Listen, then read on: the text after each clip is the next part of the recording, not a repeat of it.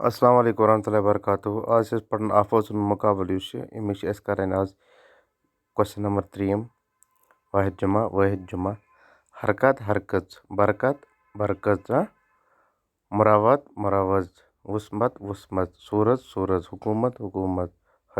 हरफत हरफच हिरफत हिरफच खाली जाए भरियो गोडनिक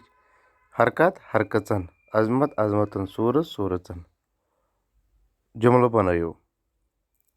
शुद्ध नाग आब शुद्ध आसान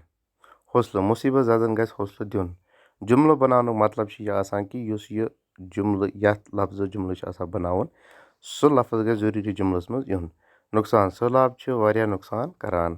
तबाही बुनल वारिया तबाही करान कारनाम जून पे खसन बोड़ कारनाम यह फ्योड़ खसन ज़ाबित बंद प्रथ काम गस ज़ाबित बंद मुताबिक सपदी प्रथ काम गस ज़ाबित बंद मुताबिक सपदी यानी उसूल मुताबिक बेदून सोन स्कूल बकियो नश बेदून यानी बेदून गो अलग पच खाली जाए भरियो गोडनिच खाली जाए यह पान आफत यह वुचु तुम पन्ने किताब पे सो बार छुन ताज शुद्ध काम तो बेगन पजिम खाली जाए तो गो समझस मज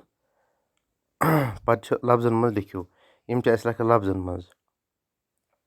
यम लिखित ग्रंथ हिसाब गिनती मज 62,699 7,414